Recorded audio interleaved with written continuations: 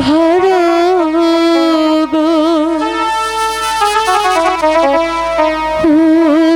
আল্লাহ সোনার কাটপা আল্লাহ আল্লাহ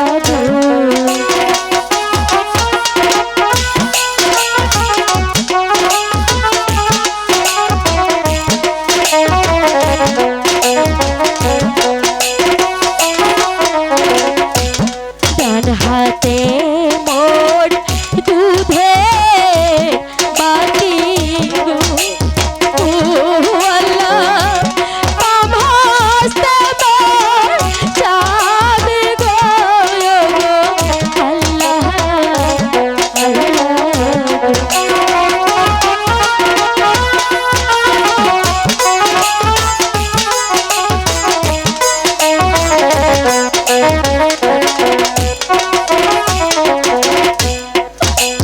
বাসর ঘরে থাকো বহুতি গো পতি কেল না চলে গো প্রাণ পতি পতি গো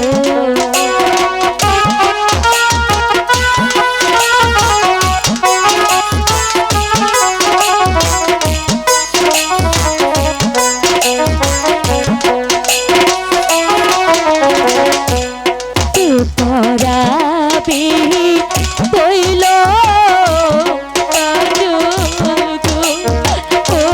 পতি কে খাবে দুধ গো প্রাণীর স্বামী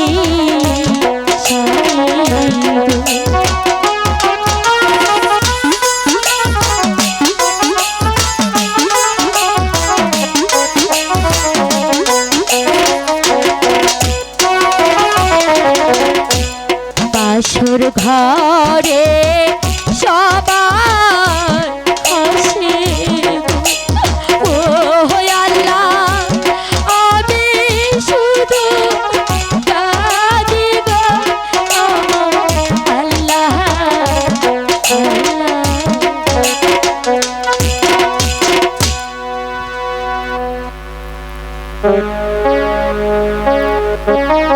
কি তুমি যে কেমন করে তাকিয়ে আছো? তুমি ঘুমাবে না? ও বুঝেছি অনেক গরম লাগছে তাই না? ঠিক আছে আমি তোমাকে বাতাস করে দিচ্ছি, তুমি ঘুমাও। ঘুমাও রে পরাণে বন্ধু রে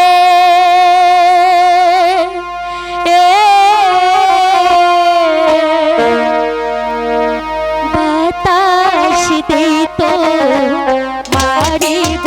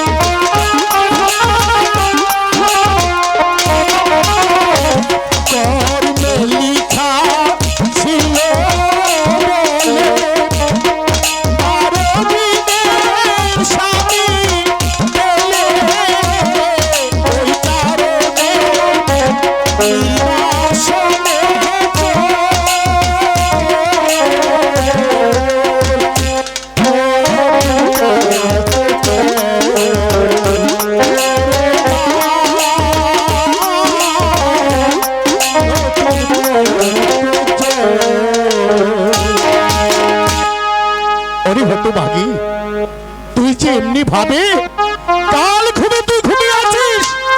ওরে এমনি ভাবে যদি তুই ঘুমিয়ে থাকিস তাহলে যে তোর স্বামীকে রক্ষা করা যাবে না। এটা মনির অভিশাপ। আজ সূর্য উদয়ের আগেই তোকে তোর স্বামীকে নিয়ে চলে যেতে হবে 12 বছরের নির্বাসনে। এই যে মনির অভিশাপ রে মা, ও তোর বুকে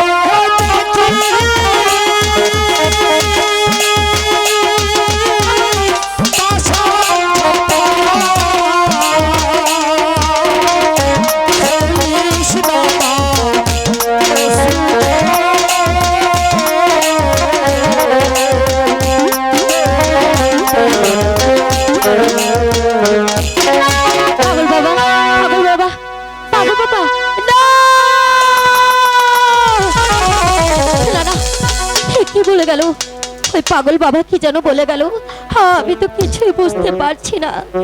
সে যেন বলে গেল, ওরে তুই নতুন পথে চল, কিন্তু কি সেই নতুন পথ আমি যে তার কিছুই জানি না। না না, এক্ষুনি এক্ষুনি আব্বাকে সব কিছু বলতে হবে। আব্বা!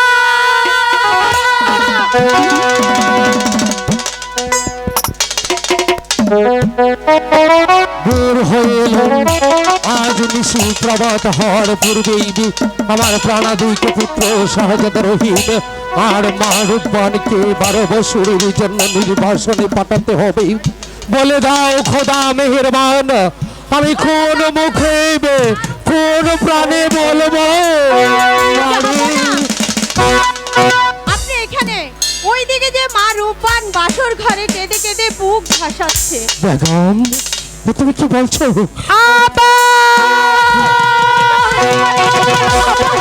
আব্বা! আব্বা গো, কি হয়েছে মা? আমি যে সে কথা বলতে পারছি না। আমার বুকের ভিতরে যেন কেমন কেমন ভয়ে কেঁপে উঠছে। এমন কি কথা রে মা?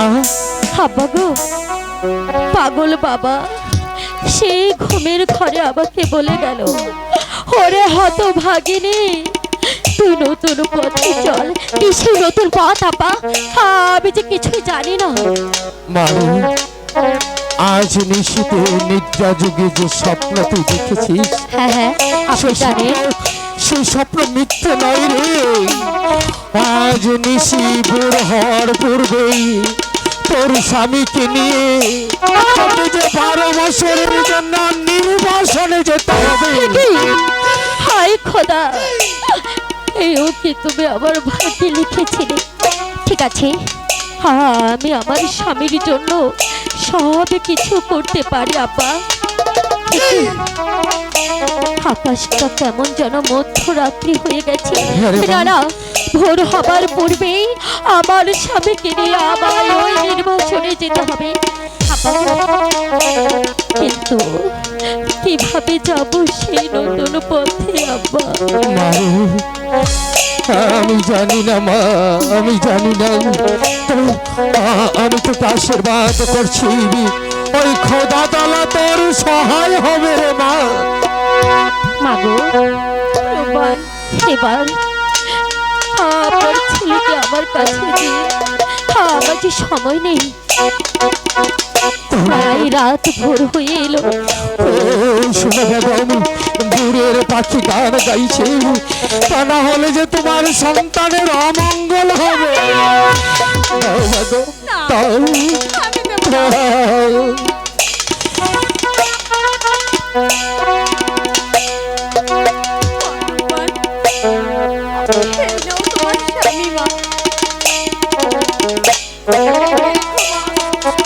আপনি কোনো চিন্তা করবেন না মা, আপনার ছেলেকে আমি আমার জীবন দিয়ে হলেও রক্ষা করব।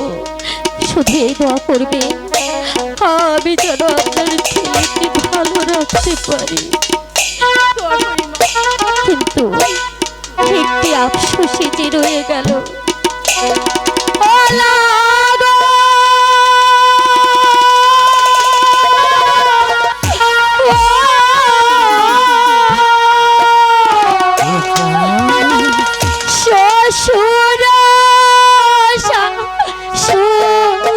সেবা আমার ভাগ্যে হলো না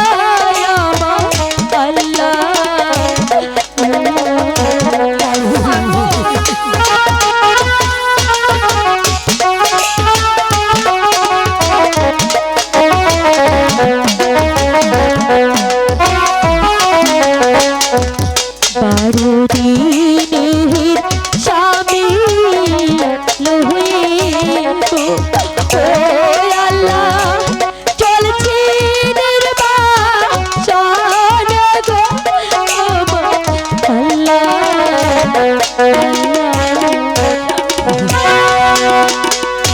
দাঁড়াও মা রূপবান, আম্মা, যাওয়ার পূর্বে আমি তোমাকে কিছু দিতে চাই মা।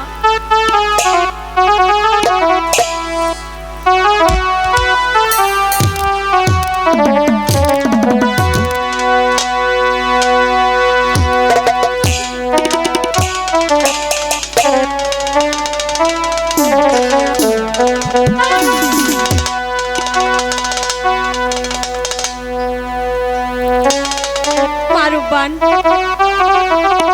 যতক্ষণ তুমি বিপদে না পড়বে ততক্ষণ এটা তুমি বলবে না। যখন তুমি বিপদে পড়বে এটা দিয়ে তুমি বিপদ উদ্ধার করতে পারবে। আম্মা গো, বলো মা। আব্বা গো, মারে এবার আমাকে হাসি মুখে বিদায় দে। বিদায়। আরে মা, বিদায় বিদায় তো দিতেই হবে। বুকে পাথর বেঁধে আমি তোদেরকে বিদায় দিচ্ছি রে মা, আমি তোদেরকে বিদায় দিচ্ছি।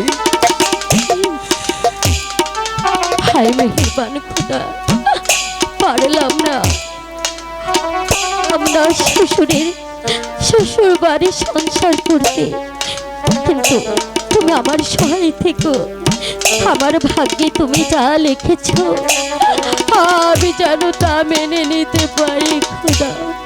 এবার যে আমার যাবার সময় হয়ে গেছে, এবার আমাকে হাসি মুখে বিদায় দে। আমার যাবার সময় হলো, দাও বিদায়।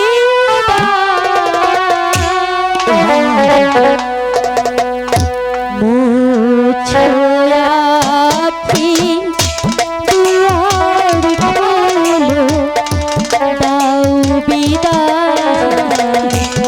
মুছো আখি, দুয়ার খোলো, দাও বিদায়। আমার যাবার সময় হলো, দাও বিদায়।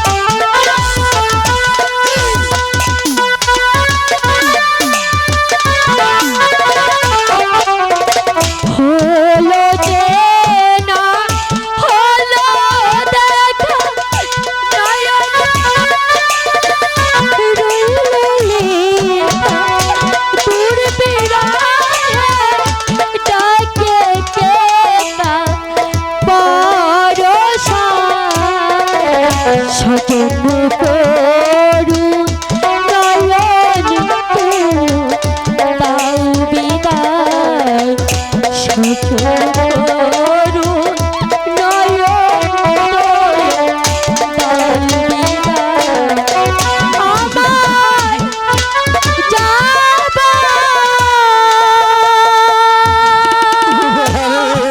সময় হলো দাও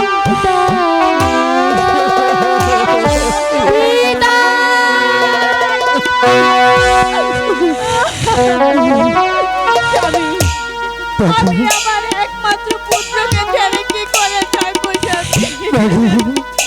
ধৈর্য ধরো বেগম, ধৈর্য ধরো। দুহাত তুলে শুধু খোদার কাছে প্রার্থনা করো,